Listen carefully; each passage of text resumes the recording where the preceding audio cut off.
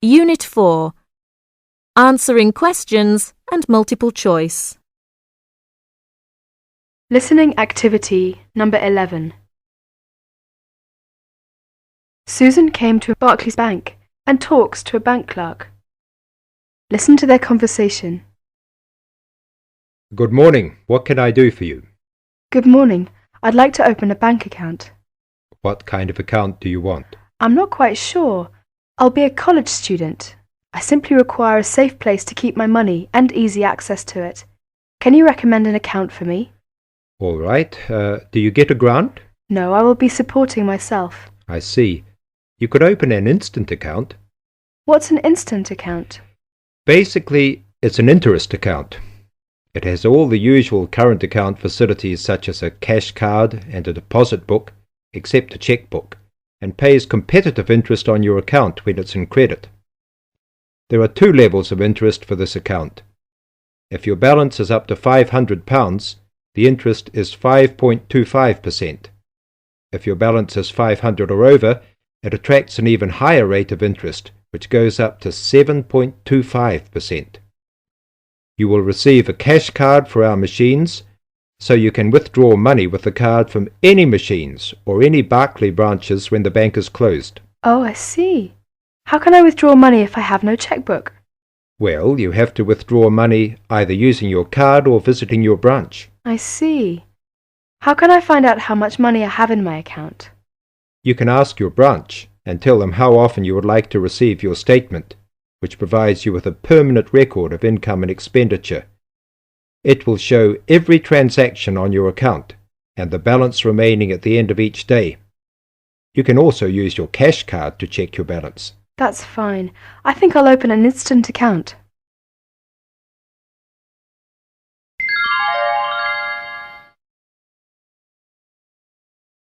Listening activity number 12. You will hear a job interview. As you listen, answer questions 1 to 10. Please sit down, Mr. Wilson. My name's Jane Smith, and I'm the personnel manager. Hello, how do you do? Now, this is just a short preliminary interview. I'd like to talk about your present job and what you've done up till now. Yes, of course. Well, could you tell me how long you've had your present position in Evening News? It is Evening News, isn't it? Yes, that's right. I'm not sure. Let's see. I left university in 2002. Is that right? Yes, 2002. Then I was unemployed for about 2 months, and then I travelled round Britain for a few weeks. So it must be more than 3 years now, in fact. Yes. And have you any particular reason for wanting to change your job? I mean, why do you want to move? Well, I actually like my present job and still find it interesting. The salary's okay, so it's nothing to do with money, though you can always do with more. I suppose the thing is that I'm really very ambitious and keen to get promoted, so that's the real reason. You say you like your job. Can you tell me what aspect you like most? Oh dear, that's difficult. There are so many things. My colleagues are quite nice to go along with, so there's a good cooperative atmosphere, and compared to other presses, the working conditions are great. I mean, the office itself is good. Yes.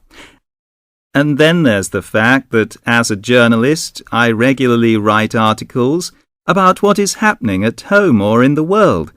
So I have to make decisions. I must be responsible for what I have written. You know, that's what I really like most about the job.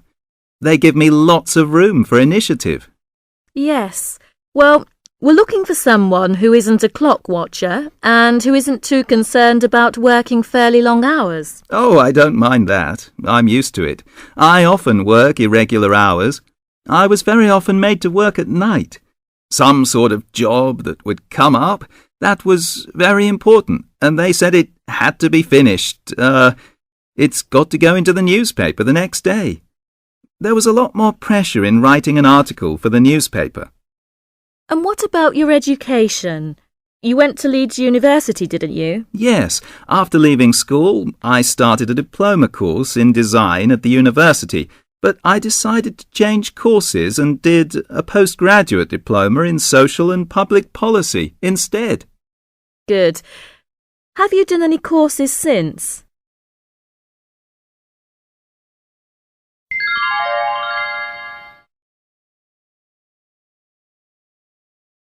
Listening activity number 13. You'll hear a dialogue between a foreign student and a student union officer. As you listen, answer the following questions. Good morning. Can I help you? Yes, I'd like to know something about the British medical scheme. Yes. What's your question? Can I use British doctors if I fall ill? That will depend on how long your course of study is. If it is 6 months or more, then you are entitled to treatment from the British medical scheme, called the National Health Service, NHS, as if you were a British citizen. With the NHS, consultations with doctors are free, but you will be asked to pay something towards the cost of medicines. In 1987, this is £2.40 for each item of medicine. You are also entitled to free treatment in British hospitals. Always make sure the doctor knows you want treatment from the NHS, as doctors also take private patients, who pay the full cost of all their treatment. How do I make sure I can be treated by the NHS? If you are eligible for treatment, that is, you are registered on a course of 6 months or longer, then the first thing you should do is to register with a doctor. You should register with any doctor close to where you live. Local post offices have lists. All you need to do is visit the doctor or the doctor's receptionist during consulting hours and ask to be included on the doctor's list of patients. If the doctor decides to accept you, you will then be sent a medical card by post, which will carry your National Health Service number. Take great care not to lose this. If the doctor cannot accept you, try elsewhere or contact the local family practitioner committee. You can get the address from the post office or any doctor. Find out your doctor's consulting hours from the doctor or the receptionist and ask whether or not you need to make an appointment before seeing the doctor. Remember to be on time for any appointment you make. You can see him or her during those hours unless you are seriously ill. If you are seriously ill, the doctor can be called out to see you. Once you have registered, you should tell your warden, landlord, landlady or a friend the name, address and telephone number of your doctor, so that if you are suddenly taken ill, the doctor can be called out to see you. I see.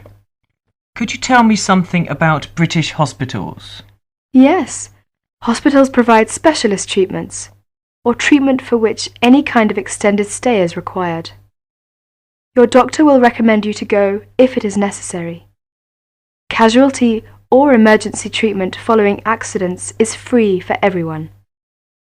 As not all hospitals provide such services, you should find out which local hospitals do, in case you ever need treatment. How about dental care in Britain? You can find lists of dentists who give National Health Service treatment at local main post offices. You do not register with a dentist, but you should ask whether they are willing to give you NHS treatment, as dentists are free to accept or refuse patients, and to provide private treatment only. If you are accepted, you should give the dentist the NHS number which is on your medical card. There is a charge for all dental treatment. For basic treatment, this could be up to £17. More extensive dental treatment will cost more if you are not registered with a doctor. You will have to pay the full cost of dental treatment as a private patient. You will have to make an appointment to see your dentist and should give notice if you are unable to attend an appointment, or you will be charged for loss of time. You should try to have your teeth checked at least once per year by the dentist. From the NHS, you are entitled to a free 6-monthly checkup. Thank you very much. This helps me a lot.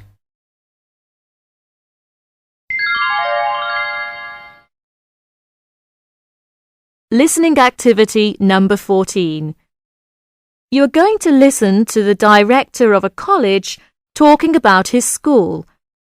Listen to the talk and answer the questions. Many of you already have a reasonably firm idea of the general subject area you wish to study.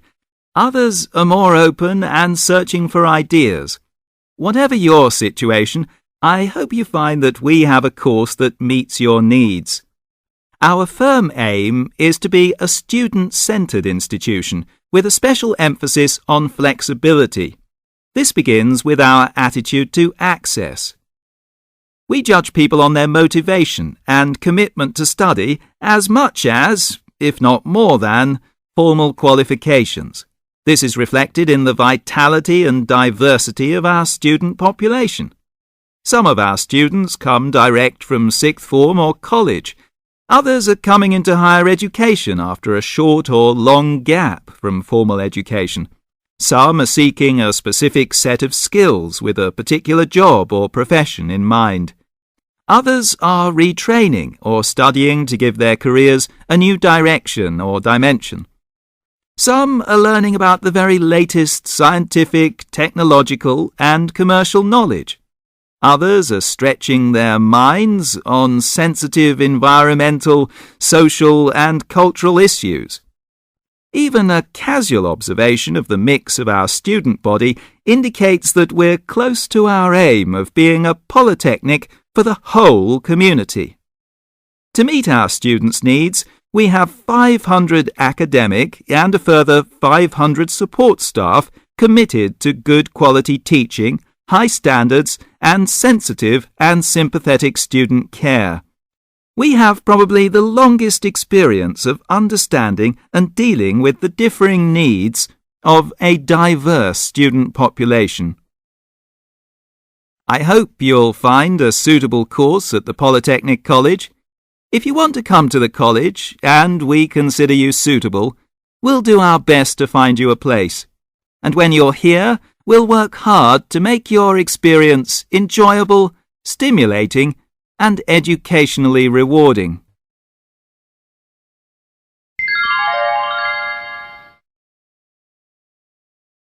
Listening activity number 15.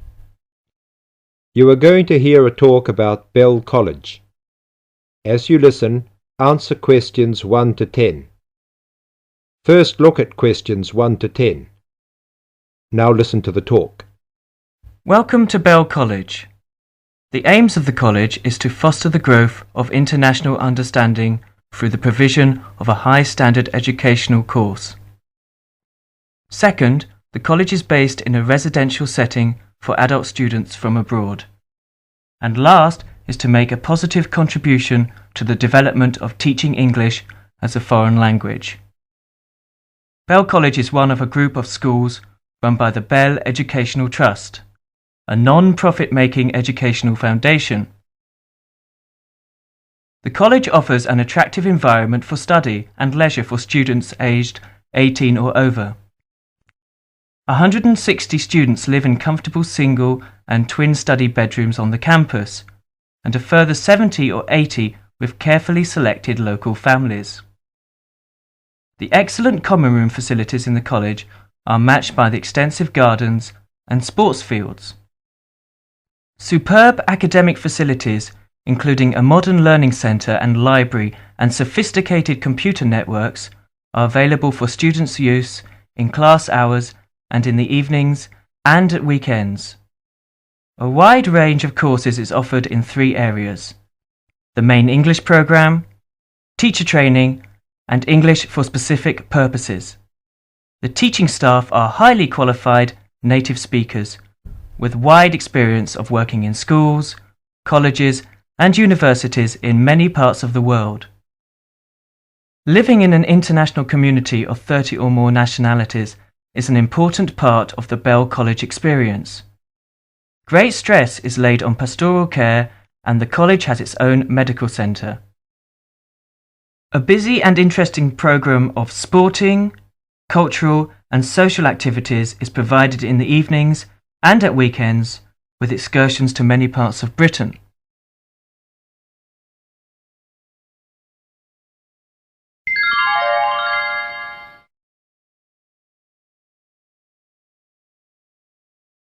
Listening activity number 16.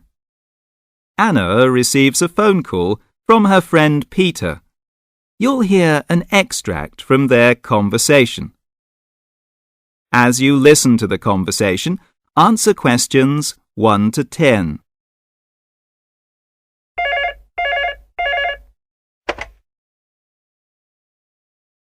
Hello. Hi Anna, look, I'm sorry to bother you so late. I just wanted to ask you a little favour. Oh, sure. Well, I'd like to help out. Anything you want. Look, I'm going to London for a week. Oh, how wonderful. Oh, I wish I could get away on holiday. Look, I got a problem though. I got some cats and, I need a home for them. Oh, well, the only thing is, how many of them are there? Well, there's only 2. Oh, well, that's okay then. I think I still have a box, but it's pretty worn out and a bit dirty. Not too nice, you know. Well, I think that'll be all right. I'm sure it'll be fine as long as you clean it up. I mean, you will have to clean it up because, well, I didn't want to mention this earlier because perhaps, but one of them is pregnant, you see. One of the cats is pregnant and she's going to be delivering pretty soon. Oh, no. I'm a little nervous about it now. I mean, I don't know if I can cope with that. Of course you can. Look, I mean, they're okay. She looks after her babies. She had 6 the last time. You'll love them. 6? Wow. That's just a little too many. I mean, I don't think I could cope with that, I mean. And how do I tell when they're due, you know, when they're going to be delivered? Very simple. You see, the mother starts spending more time in her box and starts meowing a lot. You will know that she's ready to have the babies. Well, what kind of food do I have to give them? Very simple. They don't need anything, and the mother nurses them for about 5 to 6 weeks. You just give the mother cat food and milk. Well, does it have to be hot? No, just fresh milk. Anyway, why do you keep them? I mean, don't they cause you an awful lot of work and trouble? Oh no, they're so sweet. They're so beautiful. You're going to just love them when you see them. They're so nice. Look, the mother also needs some fresh milk every day. Well, how often do I have to give her milk? Just 2 or 3 times a day. Well, here's an idea. Why don't you bring what they need? Then I won't have to worry about it. Okay, I could do that. I'll bring a big bottle of fresh milk and a large box of cat food. Then that should be okay. A large box? How long did you say you're going to be away? Now look, don't start worrying too much. She may not produce these little cats this week at all. Well, I sincerely hope not. I mean, I'm not used to this sort of thing, you know.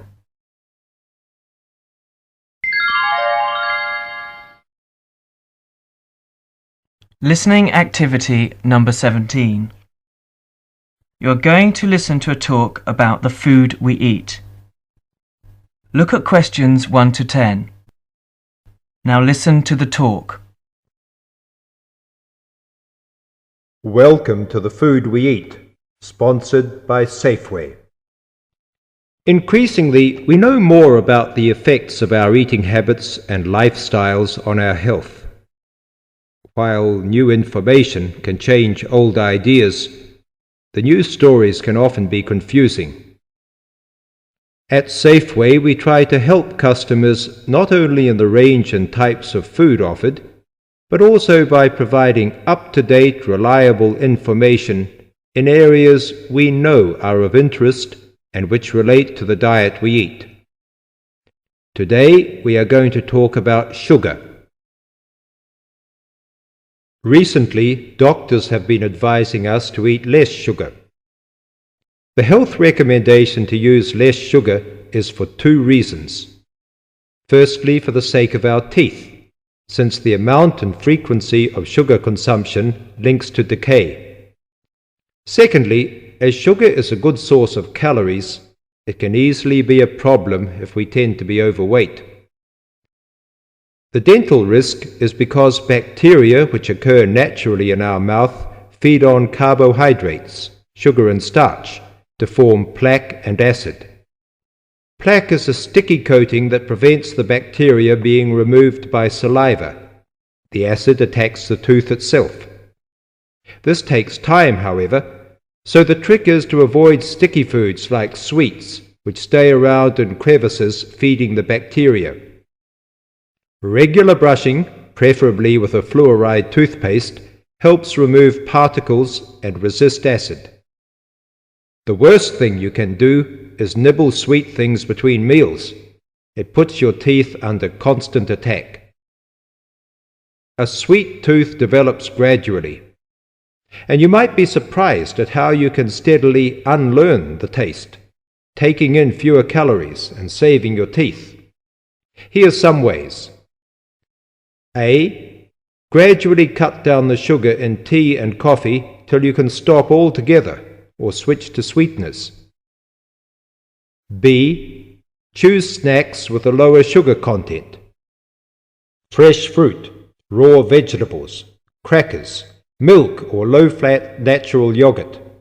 Remember, some fruits like raisins have lots of sugar. C. Look for reduced sugar alternatives. There are more and more around, from diet drinks to yogurts, even jams and sauces. D. Try gradually to cut back on the sugar you use in cooking, especially in baking.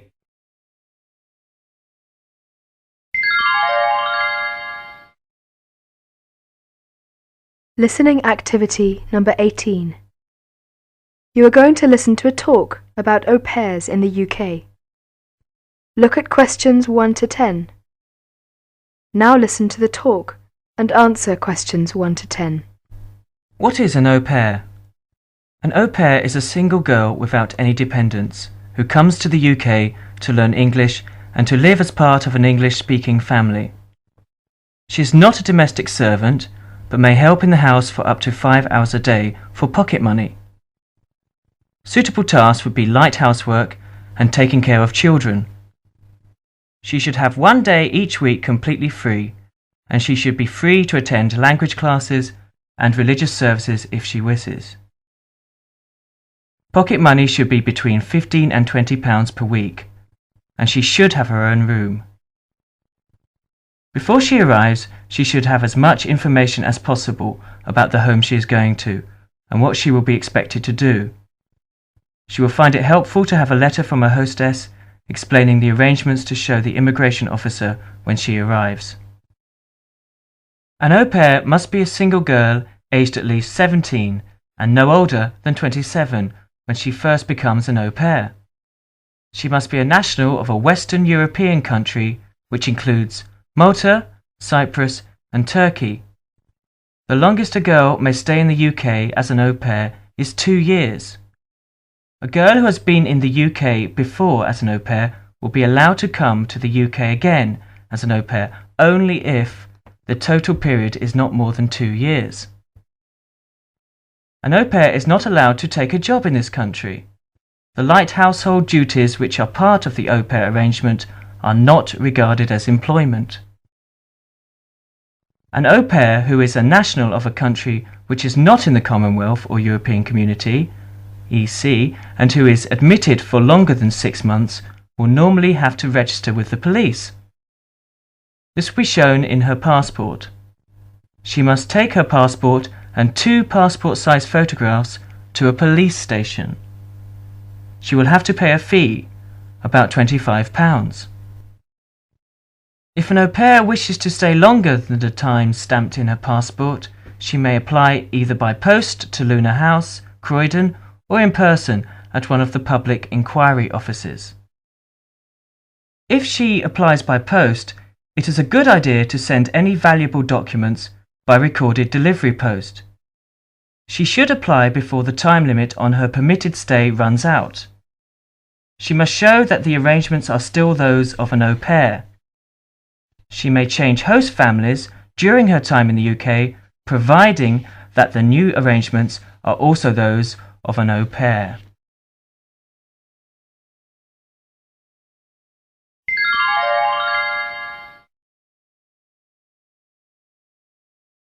Listening activity number 19.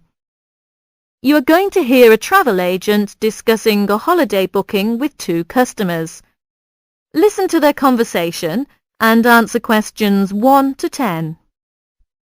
Good morning. Can I help you? Yes, good morning. We'd like to book a holiday for July, please. Certainly.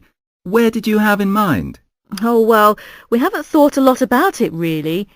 We'd just like to go somewhere hot, and it must be in July. I see. Well, let's get the dates cleared up first, then we can see about availability. What part of July were you thinking of? Oh, well, you see, we have slightly different holidays. I've got the whole month except for the last 5 days, so I could go from the 1st to the 26th. But my friend here doesn't start until the 7th, so I suppose it will have to be the middle 2 weeks, really. Yes, but I've got to be back before the 23rd. Okay. Now, let's find a destination. Any preferences? France? Italy? Oh, not France.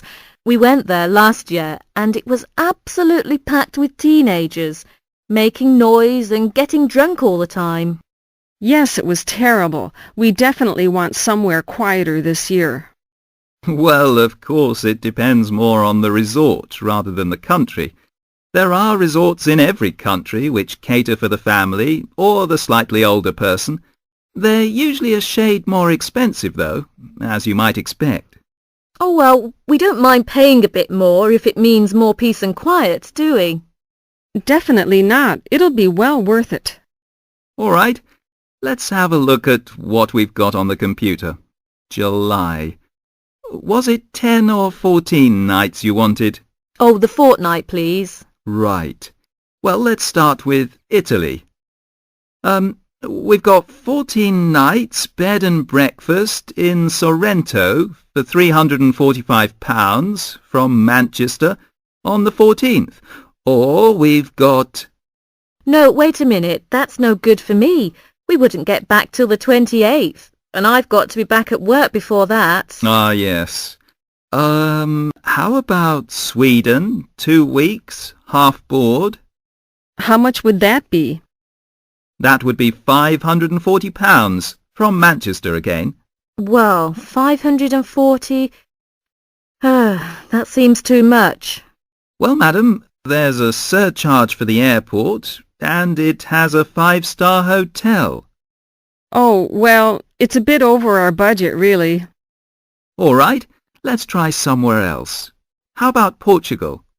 Oh, that sounds great. We've never been there before, have we? Let's see now. We've got 14 nights in Albufeira, half board, from Gatwick, for £385. Albufeira? Oh, wait a minute. Did you say the flight was from London? That's right, from Gatwick. Oh, well, we'd prefer a flight from the north somewhere. Manchester, perhaps, or even Glasgow.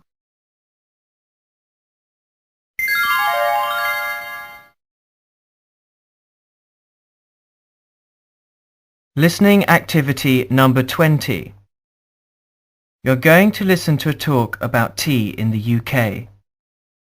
As you listen, answer questions 1 to 15. First, look at questions 1 to 15. Now listen to the talk. During the 1930s, there was a popular song which had the title Everything Stops for Tea, and to millions of British people, a restful cuppa is still an ideal way to relax for a few minutes from the rigours of the day. The English custom of drinking tea has its roots in the 17th and 18th centuries. When first imported to Britain, the exotic cha, or cha, as the Chinese tea was variously called, was considered a man's drink to be enjoyed with colleagues at London coffee shops. These were popular meeting places for many walks of life: politicians, lawyers, poets, actors and writers.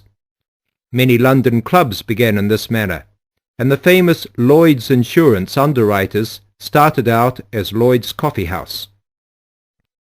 In 1706, the first coffee house that offered tea was Tom's Coffee House, owned by Thomas Twining.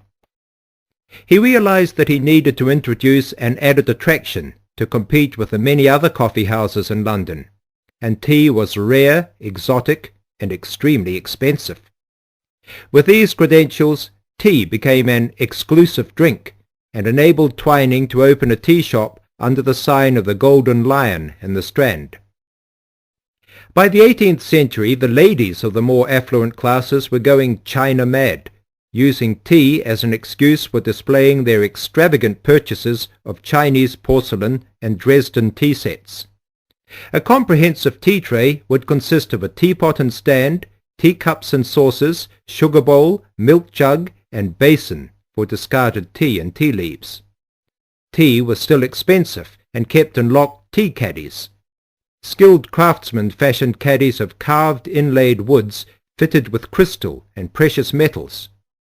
To ensure the servants weren't tempted by this priceless commodity, the caddy was kept locked, and only the mistress of the house held the key and prepared tea when guests came to visit. No well-brought-up young Englishwoman could consider herself socially acceptable unless she knew how to brew a proper cup of tea. As the 18th century progressed, changes in commerce and working hours resulted in the main meal of the day being taken much later in the evening.